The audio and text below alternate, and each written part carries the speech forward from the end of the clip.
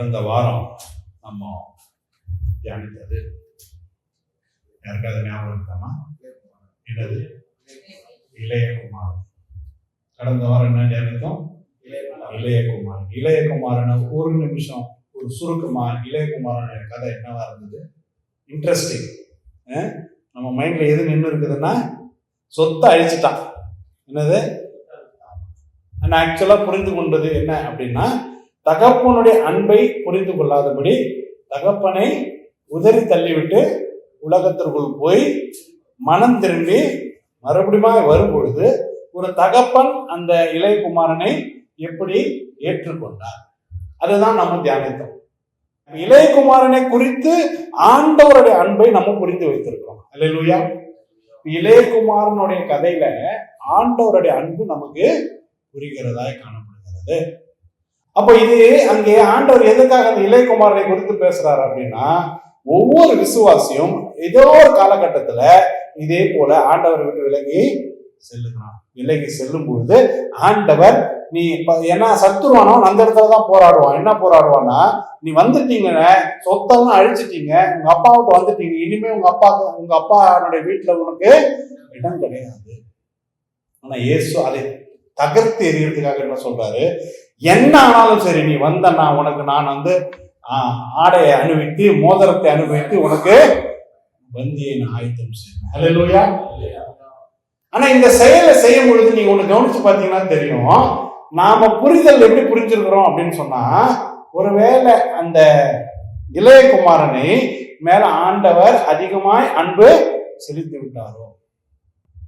அதனாலதான் ஒரு சகோதரன் இன்னொரு சகோதரர் இருக்கிறாரு, அந்த சகோதரனை குறித்து அதிகமாய் நம்ம தியானிக்காமல் இருக்கிறோம். ஆனால் இன்னைக்கு ஆண்டவர் நம்ம இடத்துல இந்த மூத்த குமாரனை குறித்து தியானிக்க சொல்லுகிறார். அல்லேலூயா. இந்த மூத்த குமாரனை வைத்து நாம் சில காரியங்களே கற்றுக்கொள்ள போறோம். லூக்கா 15வது அதிகாரம் 25-32. அவனுடைய மூத்த குமாரன், அவனுடைய நல்லா கவனிக்கணும், அவனுடைய மூத்த குமாரன் வயலில் இருந்தான். அவன் திரும்பி வீட்டுக்கு சமீபமாய் வருகிற போது கீத வாத்தியத்தையும் நடன களிப்பையும் ஊழியக்காரரில் ஒருவனை அழைத்து இது என்ன என்று விசாரித்தான். அதற்கு அவன், உம்முடைய சகோதரன் வந்தார், அவர் மறுபடியும் சுகத்துடனே உம்முடைய தகப்பனிடத்தில் வந்து சேர்ந்தபடினாலே அவருக்காக கொழுத்த கஞ்சை அடிப்பித்தார் என்றான். அப்பொழுது அவன் கோபமடைந்து உள்ளே போக மனதில்லாதிருந்தான். தகப்பனோ வெளியே வந்து அவனை வருந்தி அழைத்தான். அவன் தகப்பனுக்கு பிரதியுத்தரமாக, இதோ இத்தனை வருஷ காலமாய் நான் உமக்கு ஊழியம் செய்து ஒரு காலம் உம்முடைய கற்பனையை மீறாதிருந்தும் என் சிநேகிதரோட நான் சந்தோஷமா இருக்கும்படி நீர் ஒரு காலம் எனக்கு ஒரு ஆட்டுக்குட்டியாவது கொடுக்கவில்லை. வேசிகளிடத்தில் உம்முடைய ஆஸ்தியை அழைத்து போட்ட உம்முடைய குமாரனாகிய இவன் வந்த உடனே கொழுத்த கன்றை இவனுக்காக அடிப்பித்தீரே என்றான். அதற்கு தகப்பன், மகனே, நீ எப்போதும் என்னோடு இருக்கிறாய், எனக்குள்ளதெல்லாம் உன்னுடையதா இருக்கிறது. சகோதரனாகிய இவனோ மரித்திருக்கிறான், திரும்பவும் உயிர்த்தான், காணாமற் போனான், திரும்பவும் காணப்பட்டான். ஆனபடியினாலே நாம் சந்தோஷப்பட்டு மகிழ்ச்சியா இருக்க வேண்டுமே என்று சொன்னார். அல்லேலூயா, அல்லேலூயா. கடைசி அந்த வார்த்தையை மட்டும் சொல்லிட்டு நான் விவரத்துக்குள்ள போறேன். யாரு சந்தோஷமா இருக்கணுமா? யாரு? நாம. இது யாருக்கு சந்தோஷத்தை கொடுத்தது? தகப்பனுக்கு சந்தோஷமா. அதனால்தான் அவர் பந்தியை ஆயத்தம் செய்கிறார். ஆனா அவர் அங்க இயேசு கிறிஸ்து நமக்கு ஒரு கட்டளையை சொல்றாரு. என்ன சொல்றாரு? நாம் சந்தோஷமாய் இருக்க வேண்டும். அப்போ அங்க அந்த மூத்த குமாரனுக்கும் ஒரு செய்தியை சொல்றாரு. மூத்த குமாரனுக்கும் செய்தியை சொல்றாருன்னா, இது உனக்கும் ஒரு சந்தோஷம் தானே. உன்னுடைய சகோதரன் திரும்பி வந்திருக்கும் பொழுது எனக்கு அந்த சந்தோஷத்தை கொடுக்குதுன்னா அது உங்களுக்கு சந்தோஷத்தை கொடுக்க வேண்டுமே. அப்பதானே நம்ம ஒரு குடும்பம்.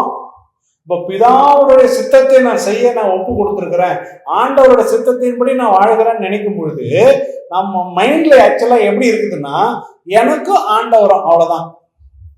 ஆனா எங்க ஆண்டவர் என்ன சொல்றாரு அப்படின்னா, உன்னுடைய சகோதரன் திரும்பி வரும் பொழுது பரலோகம் மாத்திரம் ஆர்ப்பரித்தா பத்தாது, நீங்களும் சேர்ந்து ஆர்ப்பரிக்கணும். அப்பதான் நீங்க அந்த பரலோக ராஜ்யத்துக்குரியவர்களாய் மாறுவீங்க. அல்லேலூயா, அல்லேலூயா. ஏன் உன்னுடைய இருதயத்துல இந்த சந்தோஷம் வரல அப்படின்னா, நீ அந்த குடும்பத்துல ஒரு மனுஷனா உன்னை நீ நினைக்காமல் இருக்கிறதுனாலதான் உங்களுக்கு அந்த சந்தோஷம் வரவில்லை. அல்லேலூயா. அதே மாதிரிதான் இயேசு கிறிஸ்து இங்க நமக்கு ஒரு செய்தி என்ன சொல்றாரு, பரலோக ராஜ்யத்துல நாம எல்லாம் ஒருத்தருக்கு ஒருத்தர் பிரதர்னு எதுக்கு கூப்பிட்டுக்கிறோம்? அதெல்லாம் தெரியாதுங்க. கிறிஸ்டின் ஆயிட்டா என்னன்னு கூப்பிடணும்? பிரதர்னு கூப்பிடணும். பேரு தான் பிரதர். உள்ளுக்குள்ள எப்படி இருக்கு?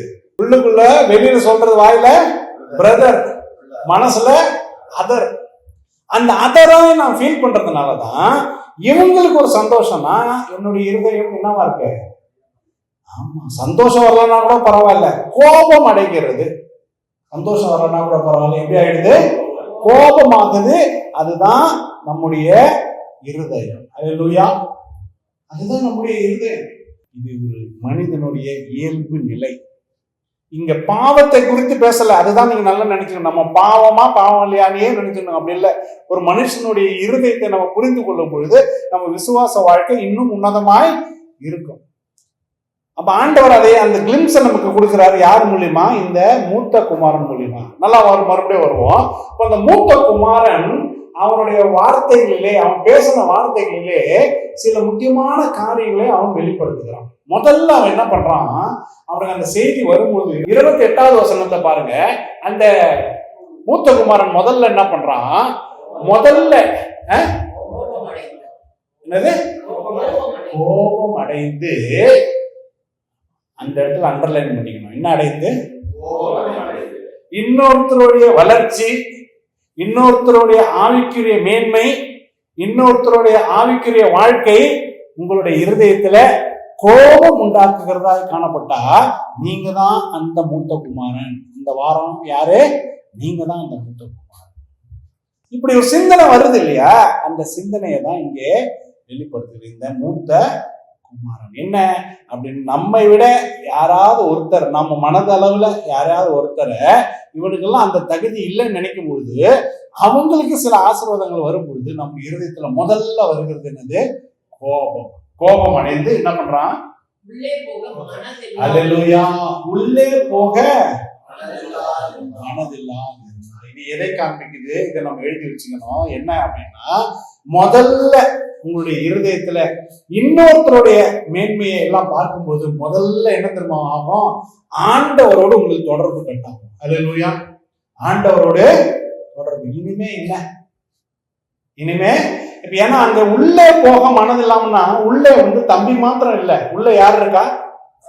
உள்ளே தகப்பன் இருக்காரு, எல்லாரும் இருக்காங்க. அப்போ தம்பி மேல மட்டும்தான் கோபமா இருந்திருந்தானா அவன் உள்ள போயிருப்பான். தகப்பனையாவது பார்க்கணுமா இல்லையா?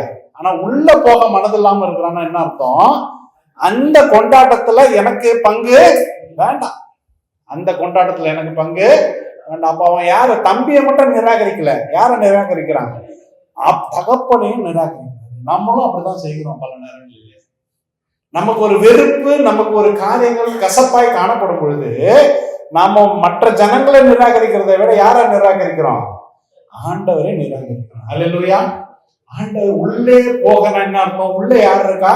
தகப்பனோடு உறவை நாம தவிர்க்கிறவராய் காணப்படுகிறோம். இன்னைக்கு அநேகர் ஜெபம் செய்யாமல் ஒரு வேதம் வாசிக்காதபடி ஆண்டவருடைய காரியத்துக்கு லாஸ்ட் ப்ரையாரிட்டி காரணத்துக்கு இருக்கிறதுக்கு காரணம் என்ன அப்படின்னா, அவங்களுடைய இருதயத்துல துன்மார்க்கனும் நல்லா வாழறான், நான் நீதிமானா இருக்கிறவனும் நல்லா வாழறேன், இந்த ஆண்டவர் நான் எதுக்கு ஊழியம் செய்யணும், இந்த ஆண்டவர் இடத்துல நான் போய் எதுக்கு சஞ்சரிக்கணும் அப்படின்ற எண்ணத்துலதான் உள்ளே போக மனசு வருகிறது இல்லை. உள்ளே போக மனசு வருகிறது. அடுத்தது என்ன சொல்றான் பாருங்க.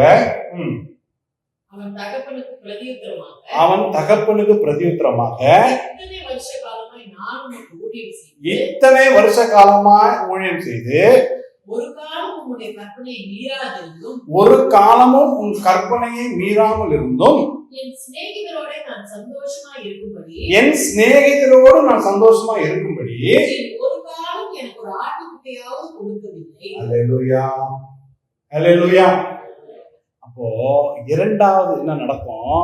நீங்க முதல்ல ஆண்டவரோடு நீங்க தொடர்பை கட் பண்ணிட்டீங்கன்னா அடுத்தது என்ன நடக்கும் அப்படின்னா, ஆண்டவர் இதுவரையில உங்கள் வாழ்க்கையில செய்த காரியங்கள் எல்லாம் உங்க சிந்தையில இருந்து மறந்து போகும். ஒரே ஒரு லைன்ல என்ன பண்ணிட்டாங்க, பிதாவை மொத்தமா என்ன பண்ணிட்டாங்க, நீங்கள் எனக்கு இது வரைக்கும் ஒண்ணுமே செய்யவில்லை. அல்லேலூயா. இதெல்லாம் பேச பேச நீங்க உங்க இருதயத்தை பார்க்கணும்.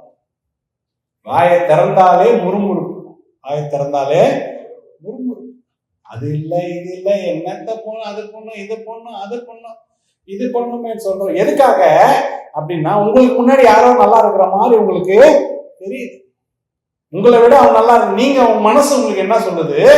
நீ நல்லவனா இருந்திருக்கிற, அவன் அதுதான் சொல்றான். இத்தனை ஆண்டுகள் உங்களுக்கு ஊழியம் செய்திருக்கிறேன், இத்தனை ஆண்டுகள் நான் உழைச்சிருக்கிறேன், ஆனாலும் நான் சந்தோஷமா இருக்கும்படி, நல்லா தெரிஞ்சுக்கொள்ளணும், நான் சந்தோஷமாய் இருக்கும்படி நீங்கள் எனக்கு ஒண்ணுமே செய்யல. அல்லேலூயா. இதுல என்ன இருதயம் வெளியில வருது அப்படின்னா, அந்த மூத்த குமாரன் சந்தோஷமா இல்லை என்பதை இது வெளிப்படுத்துகிறது. எத்தனை பேர் இன்னைக்கு சந்தோஷமாய் இருக்கிறீங்க? கிறிஸ்தவன் ஆனதுனால, சபைக்கு வாங்கன்னு சொல்றதுனால, நீங்க ஆண்டவருடைய காரியத்தை மனசுல வச்சு எத்தனை பேர் சந்தோஷமா இருக்கிறீங்க? எத்தனை பேருக்கு பாரமா இருக்கு? வாரத்துக்கு ஒரு தடவை வருவதே நமக்கு எப்படி இருக்கு? இன்னைக்கு நிறைய மூத்த குமாரங்க உட்கார்ந்துருக்கு. எல்லாமே ஒரு பாரத்தோடு ஒரு வெறுப்போடு செய்யுது. ஊழியம் செய்யாம இல்ல, ஆண்டவரை விட்டு விலகி போக மாட்டாங்க. இப்படியாப்பட்ட ஜனங்க எப்படி இருப்பாங்கன்னா, கிறிஸ்தவரா தான் இருப்பாங்க, சபைக்கும் வருவாங்க, எல்லாம் பண்ணுவாங்க. ஆனா என்ன மனசுல எப்படி பண்ணுவாங்கன்னா, என்ன ஒரு பாரமா பண்ணுவாங்க, சந்தோஷமாய் பண்ணுமா. அதனாலதான் அவன் என்ன கேட்கறான், நான் இதற்கு சந்தோஷமா இருக்கும்படி நீங்க எதுவுமே செய்யல. முக்கியமாக என்ன சொல்றான், இத்தனை வருட காலங்கள் நான் உமக்கு ஊழியம் செய்திருக்கிறேன். இத்தனை வருட காலங்கள் ஊழியம் செய்து அவன் என்ன பார்க்கிறான், ஒரு சர்டிபிகேட் ஆண்டவருக்கு என்ன கொடுக்குறான்னா, நீங்க என்ன சந்தோஷப்படுத்தவே இல்லை. இன்ஃபேக்ட் பாத்தீங்கன்னா, இந்த சம்பவத்துல மூத்த குமாரனுக்கு எந்த மாற்றமும் இல்லை. அவனுடைய நார்மல் டே அது, எப்பவும் வேலைக்கு போயிட்டு எப்பவும் போலதான் வந்திருக்கிறான். அவனுக்கு பொறுத்த வரைக்கும் எதுவுமே இல்லை. மூத்த குமாரனுக்கு இருக்கிற சாப்பாடை எடுத்து ஆண்டவர் கொடுக்கல. அங்க மூத்த குமாரனுடைய ஆடையை எடுத்து அங்க இளைய குமாரனுக்கு கொடுக்கல. மூத்த குமாரனுக்கு ஆக்சுவலா சந்தோஷம் வரலன்னா கூட பரவாயில்ல, எந்த உணர்வும் வந்திருக்க கூடாதுங்க. ஆனா ஏதோ ஒண்ணு அவன் இருதயத்துல, அந்த இளைய குமாரன் ஆசீர்வதிக்கப்படும் பொழுது இல்ல, அங்க அவன் சந்தோஷமா இருக்கும்போது இவனால் ஏற்றுக்கொள்ள முடியவில்லை. அல்லேலூயா.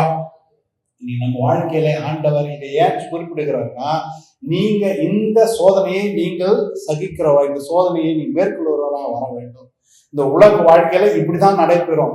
முந்தினவங்க பிந்துவாங்க, பிந்தினவங்க முந்துவாங்க. அடுத்ததாக மூணாவது, அங்கே நம்ம என்ன வெளிப்படுத்துகிறான் அப்படின்னு சொன்னா, வேசிகளிடத்தில் உம்முடைய ஆஸ்தி அழித்து போட்ட உம்முடைய குமாரனாகிய இவன் வந்த உடனே கொழுத்த கன்று இவனுக்காக அல்லேலூயா.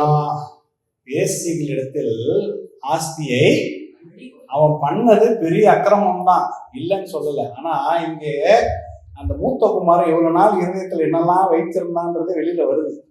அவனுக்கு பாவம் செய்யணும்னு தோணுச்சு, பண்ணா மனம் திரும்பினா வந்துட்டான். அதனாலதான் நிறைய பாவிங்க சீக்கிரம் ரட்சிக்கப்பட்டுறாங்க. தன்னைத்தான் நீதிமானாக்கிட்டு இருக்கிறவன் சபையிலே இருப்பான், எல்லா வேலையும் பண்ணுவான். ஆனா அவன் இருதயம் கடினமாயிட்டே போகும், கசப்பாயிட்டே போகும். அவன் வாழ்க்கை போக போக போக அவனுக்கு பாரமாயிட்டே போகும். நான் இவ்வளவு செய்யறேன்னு எனக்கு ஒன்றும் இல்லையே, இவ்வளவு செய்யறேன்னு எனக்கு எதுவும் இல்லையே, எனக்கு யாரும் ஒன்றும் கொடுக்கலையே, என்னை யாரும் மதிக்கலையே, என்னை எதுவுமே பண்ணலையே, என் வாழ்க்கை இல்லையே, இதே இது. ஆனா பாவிக்கு என்ன தெரியுமா, நேரா போய் பாவம் பண்ணுவான், மனம் கசந்து அழுவான், ஆண்டவரத்துல ஒன்று சேர்ந்துருவான். அதனாலதான் நிறைய பேர் பாக்குறோம், சபையிலே இருப்பாங்க, சபையில எல்லா வேலையும் பார்ப்பாங்க, ஊழியம் பண்ணுவாங்க, எல்லாம் பண்ணுவாங்க, என்ன இருக்காது, மனமாற்றம். அவங்கதான் பயங்கர டேஞ்சரஸ் ஆளு.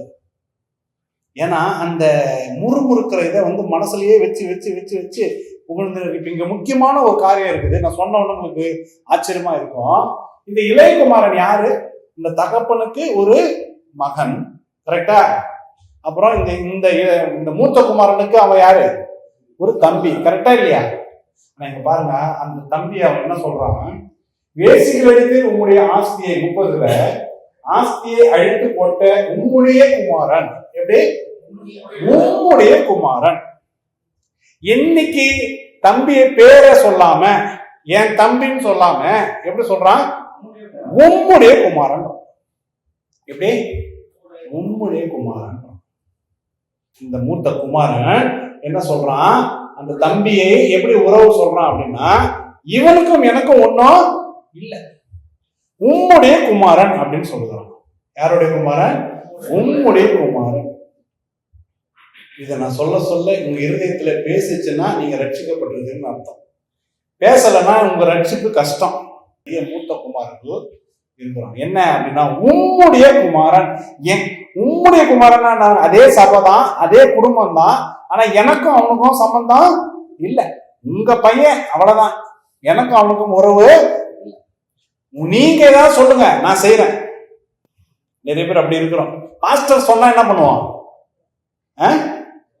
பாஸ்டர் சொன்ன அதுல கூட பார்ப்போம். பெரிய பாஸ்டர் இருந்தா அவர் கட்சி தூக்குறதுக்கு கூட 2 பேர் இருக்கிறாங்க. யாரு? பெரிய பாஸ்டர் இருந்தா அவரோட கர்ச்சிப்பு தூக்கி போய் கொடுக்கறதுக்கு ஒரு 2 பேர். அதுல கூட ரொட்டேஷன், அடித்தடினா நான் தான் இந்த வாரம். சின்ன பாஸ்டர் நம்மளே தான் எல்லாம் தூக்கிட்டு வரும். பாஸ்டர்னா ஓரளவுக்கு செய்வாங்க. ஆனா அந்த சகோதரனுக்கு போய் செய் அப்படின்னு சொன்னா உம்முடைய குமாரன். யாரு? உம்முடைய. அப்ப இந்த மூத்த குமாரனுடைய செயல்பாடுகளில அவன் பேசினதுல இருந்து இந்த காரியங்களை நம்ம கற்றுக்கொள்கிறோம். என்னது அப்படின்னா, முதல்ல அவனுடைய கோபத்தை நிமித்தமாய் பிதாவோடவே அவன் தொடர்பை துண்டித்துக் கொள்ளுகிறான். அந்த வீட்டிற்குள் போகிறதுக்கு மறுக்கிறான்.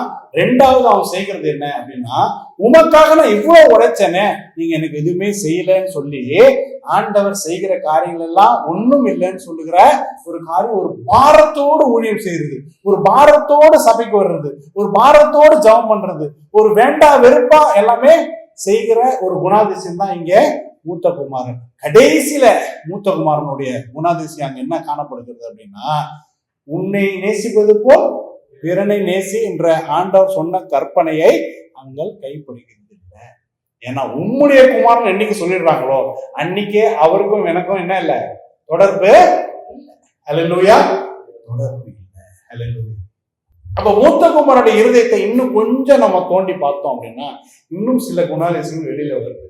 அது நம்ம இடத்துல இருக்கான்றதை நம்ம கொஞ்சம் யோசித்து பார்க்க வேண்டும். இப்ப பாருங்க, நான் படிக்கும்போது உங்களுக்கு தெரியும். 29 அவன் தகப்பனுக்கு பிரதியுத்தரமாக இதோ இத்தனை வருஷ காலமாய் நான் உமக்கு ஊழியம் செய்து ஒரு காலம் உம்முடைய கற்பனையை மீறாதிருந்தும் என் சகோதரரோடே நான் சந்தோஷமா இருக்கும்படி, சிநேகிதரோடே சந்தோஷமா இருக்கும்படி நீர் ஒரு காலம் எனக்கு ஒரு ஆட்டுக்குட்டியாவது கொடுத்ததில்லை. அல்லேலூயா. அல்லேலூயா. ஆண்டவர் நமக்கு தந்திருக்கிற ரட்சிப்பு இது ஒரு பெரிய ஒரு காரியம். இது புரிஞ்சுக்கிட்டீங்கன்னா உங்க சிந்தை ஆண்டவரோடு இருக்குதுன்னு. ஆண்டவர் உங்களுக்கு கொடுத்திருக்கிற, எனக்கு கொடுத்திருக்கிற ரட்சிப்பை எதை பார்த்து கொடுத்தாரு? எதை பார்த்து கொடுத்தாரு? அவருடைய இரக்கத்தின் பேரால் கொடுத்திருக்கிறார். நீங்க இன்னைக்கு சில பேர் ஊழியம் செய்யலாம், சில பேர் ஊழியம் செய்யாம இருக்கலாம், சில பேர் சோம்பேறியா இருக்கலாம், சில பேர் 8 மணிக்கு வருவீங்க, சில பேர் 10 மணிக்கு வரலாம், 10:30 மணிக்கு வரலாம். ஆனா இதுக்கெல்லாம் ஆண்டவர் வச்சிருப்பாரு கணக்கு. ஆனா உங்களுடைய சிந்தையில நான் இதெல்லாம் செய்யறதுனாலதான் நான் ரட்சிக்கப்பட்டிருக்கிறேன்ற எண்ணம் அது புறவழியாய் வந்துவிடும். அல்லேலூயா. புறவழியாய் வந்துவிடும். இங்க மூத்த குமாரன் செய்த தவறு, நாம செய்து கொண்டிருக்கிற தவறு என்ன? நம்ம செய்யறது எல்லாத்துக்கும் நம்ம என்ன பண்றோம்? ஒரு பிரதிபலனை எதிர்பார்க்கிறோம். அதனால அவன் சொல்றான், எனக்கு நீங்க ஒரு ஆட்டுக்குட்டியை கூட நீங்க அடிக்கல, அவனுக்கு நீங்க இதெல்லாம் செய்றீங்கன்னா என்ன அர்த்தம் அப்படின்னா, அவன் எதுக்கு அது கொடுக்குறான்னா, இவ்வளவு வேலை செய்யறேன், நீங்க என்ன சம்பளமே கொடுக்கல. ஆனா இயேசு கிறிஸ்து எப்படி தெரியுமா? முதல்ல சம்பளத்தை கொடுத்துட்டு அதுக்கப்புறம் நம்ம வேலையை செய்கிறோன்றதை நம்ம மறந்து விடுகிறோம். முதலாவது அது யாருடைய சொத்து? அது அந்த ஐஸ்வர்யம் யாருடையது? தகப்பனுடையது. இவர் சம்பாதிக்கல. யாரு? மூத்த குமாரன் சம்பாதிக்கல. தகப்பனுடைய வயலிலே அவன் வேலை செய்கிறான். அந்த உரிமையை கொடுத்தது யாரு? தகப்பன் கொடுத்திருக்கிறாரு. தகப்பன் இல்லைன்னு சொன்னான்னா அவனுக்கு அங்க வேலை செய்கிறதுக்கே அங்க கிடையாது. நம்ம அதை மறந்து விடுகிறோம். அல்லேலூயா. கிறிஸ்தவ வாழ்க்கையில நம்ம அதை மறந்து விடுகிறோம். நீங்கள் சபைக்கு செய்கிறது எல்லாவற்றையும் ஆண்டவர் கணக்குல வச்சிருப்பாரு. ஆனா என்னைக்காவது நான் செய்கிறதுனால ஆண்டவர் என்னை மேன்மைப்படுத்துவார், நான் செய்கிறதுனால ஆண்டவர் எனக்கு இது செஞ்சுதான் ஆகணும்னு நீங்க அங்க உரிமையை சொல்ல முடியாது. எந்த மனிதனும் தேவனுக்கு முன்பாக அவன் போய் அங்க நெஞ்சை நிமித்திட்டு போய் ஆண்டவர் இடத்துல போய் அதை கேட்க முடியாது. எல்லாரும் பாவிகள் என்று வேதம் அதுதான் சொல்லுகிறது. எல்லாருக்கும் தேவனுடைய கிருபை தேவைப்பட்டிருக்கிறது வேதம் அதுதான் சொல்லுகிறது. என்னைக்கு நம்ம அதை மறக்கிறோமோ நம்ம இந்த கிரியைக்குள்ள போய் விழுந்து விடுவோம். அது மிகவும் பெரிய ஆபத்தான ஒரு விஷயம். அல்லேலூயா. நீ கிறிஸ்தவர்கள் சொல்லியும் எவ்வளவோ சத்தியத்தை கேட்டாலும் நிறைய பேர் நம்ம விழுந்து கிடக்கிறது அந்த இடத்துலதான் விழுந்து கிடக்கிறோம். அந்த இடத்துலதான் விழுந்து. ஆண்டவர் யார் இடத்துல எதை பார்த்து எந்த நேரத்துல என்ன பார்த்து எதை ஆசீர்வதிக்கிறான்னு நாம ஆண்டவர் இடத்துல கேட்க முடியாது. ஹல்லேலூயா. இந்த மூத்த குமாரன் இளைய குமாரனுடைய வாழ்க்கையை பார்த்து இவன் ஜட்ஜ் பண்றான். அதான் வசனம் சொல்லுது, நீங்கள் நியாயம் தீர்க்காமல் இருங்க. நியாயாதிபதி வாசல்ல இருக்கும்போது நீங்க யாரும் நியாயம் தீர்க்காதீங்க. ஏன் தெரியுமா? நீங்களும் நானும் அறிந்து கொள்ளாத விஷயத்தை ஆண்டவர் அறிந்து வைத்திருக்கிறார். என்ன தெரியுமா? மூத்த குமாரன் மறந்துட்டான். மூத்த குமாரன் என்ன மறந்துட்டான், என்ன பார்க்க மறந்துட்டான் அப்படின்னு சொன்னா, அந்த இளைய குமாரன் எப்படி போனானோ அதே மாதிரி அவன் திரும்பி வரல. ஆமென். ஹல்லேலூயா. என்ன பண்ண, எப்படி வந்தான்? மனம் திரும்பி வந்தான். ஹல்லேலூயா. இங்க ஒரு இடத்துலயுமே மூத்த குமாரன் அதை ரெகக்னைஸ் பண்ணதாவோ அதை கண்டறிஞ்சதாவோ இங்கே வசனங்கள் இல்ல. ஏன்னா மனுஷன் அப்படிதான். மனுஷன் 10 வருஷம் முன்னாடி நீங்க ஒரு தப்பு பண்ணிருந்தீங்கன்னா அதுக்கப்புறம் பல விதமான வாழ்க்கை சூழல் நிமித்தமா நிறைய மாற்றம் உங்களுக்குள்ள வந்திருக்கும். ஆனா அவன் உங்களை எதை வச்சு எடை போடுவான் அப்படின்னு சொன்னா, 10 வருஷம் முன்னாடி நீ டீ கொடுத்தல அதே செல்வராஜ் தான் நீ. நான் கடைசி வரைக்கும் உன்னை நான் அந்த இடத்துக்கு வைக்கவே மாட்டேன் நீ. ஆனா ஆண்டவர் எப்படி தெரியுமா? நீ 10 வருஷம் மோசமானவனா இருந்தாலும் ஒரு செகண்ட்ல நீ மாறினீங்க அப்படின்னு சொன்னா ஆண்டவர் உடனே உங்களுக்கு சர்டிபிகேட் கொடுக்குறாரு, நீதிமான். அல்லேலூயா. அதை தான் நம்மால் ஏற்றுக்கொள்ள முடியல. நான் 10 வருஷமா நீதிமானா இருக்கிறேன், அவன் 10 வருஷமா ஜாலியா இருந்துட்டு கடைசி அந்த ஒரு 10 நிமிஷத்துக்கு முன்னாடி தான் வந்து மனம் திரும்பினா அதை அவனுக்கு நீங்க கொடுக்குறீங்க. அல்லேலூயா. நீங்களும் நானும் பார்க்க முடியாததை ஆண்டவர் ஒரு மனுஷனுடைய வாழ்க்கையை பார்க்கிறார். அல்லேலூயா. அதனாலதான் ஆண்டவர் சொல்றார், நீங்க ஒருத்தருக்கு ஒருத்தர் நியாயம் தீர்க்காதீங்க, முடிஞ்சா அவங்களை உற்சாகப்படுத்துங்க, நியாயம் இருக்காதீங்க. யாரு எப்படி எப்ப மாறுவான்னு சொல்ல முடியாது. அப்ப முதல்ல அங்க நம்ம பார்க்கிறது என்ன? கிரியைகள் நிமித்தமாய் நான் செய்கிற கிரியைகள் நிமித்தமாய் நான் ரட்சிப்பு பெறவே முடியாது. ஆண்டவருடைய கிருபை தான் நம்ம ஒவ்வொருத்தரையும் ரட்சிக்கிறதாக காணப்படுகிறது. அந்த கிருபையை நீங்க யார் பெற்றுக்கொண்டு அதை உணர்ந்து கொள்ளுகிறீங்களோ மற்றவர்களும் அதே கிருபையை பெற வேணும் என்னும் உங்களுடைய எண்ணம் ஜெபமாய் மாறும். அல்லேலூயா. இந்த கிரியை நிமித்தமாய் அந்த ரட்சிப்புகள் வந்தேன் அப்படின்னு நினைக்கிறவங்களுக்கு தான் மற்றவங்க வர்றது பிடிக்காது. மற்றவங்க வர்றது அவன் அதனாலதான் இந்த கிரியை அந்த கிரியையான்னு கம்பேர் பண்ணிட்டு இருப்பாங்க. இப்போ அவங்க தான் பண்ணிட்டு இருக்கிறான். நான் காலையில இருந்து நான் இவ்வளவு வேலை செஞ்சிருக்கிறேன், நீங்க ஒண்ணுமே செய்யல அப்படின்றது எதுக்காகனா கிரியை செய்யறவங்க மட்டும் தான் இந்த போட்டி பொறாமலாம் இருக்கும். அது மாதிரிதான் நிறைய பேர் நம்ம ரட்சிப்புக்குள்ள வந்துருவோமே தவிர ரட்சிப்பின் ஆசீர்வாதங்களை நம்ம இன்னும் ஆசீர்வாதங்களை இன்னும் அனுபவிக்காம இருக்க காரணம் என்ன? யாரோ குறித்து நமக்கு இருக்கிற ஏமாற்றம், யாரோ குறித்து இருக்கிற ஏமாற்றம். அப்ப கிரியையினால என்னைக்குமே ரட்சிப்பை பெறவே முடியாது. முதல்ல நாம் நினைக்க வேண்டியது என்ன? இந்த பரலோக ராஜ்யம் என்பது நீங்களும் நானும் சம்பாதித்த சொத்து கிடையாது, அது ஆண்டவருடைய ராஜ்யம். அது ஆண்டவருடைய ராஜ்யம். எப்படி இங்க தகப்பனானுடைய சொத்து அவருடைய வயல்வெளியில தான் அவங்க 2 பேருமே வேலை செஞ்சுட்டு இருந்தாங்களே தவிர 2 பேரும் சம்பாதிச்ச வயல் கிடையாது அது. அப்ப ஆண்டவருடைய ராஜ்யத்துக்குள் யார் பிரவேசிக்கணும், எப்ப பிரவேசிக்கணும், எப்படி பிரவேசிக்கணும்ன்றத யார் முடிவு செய்வான்னு பார்த்தா ஆண்டவர் தான் முடிவு பண்ணுவாரு. நீங்களும் நானும் முடிவு செய்யக்கூடாது. அப்ப இந்த 2 குமாரர்களை வைத்து நம்ம வாழ்க்கை பாடங்களே கற்றுக்கொண்டிருக்கிறோம். என்ன கற்றுக்கொண்டிருக்கிறோம்?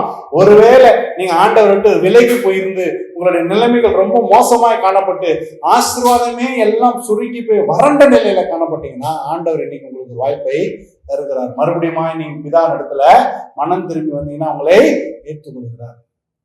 இரண்டாவது ரொம்ப முக்கியமானது, அதுலதான் நம்ம நிறைய பேர் மெஜாரிட்டியா இருக்கிறோம். என்ன மெஜாரிட்டி?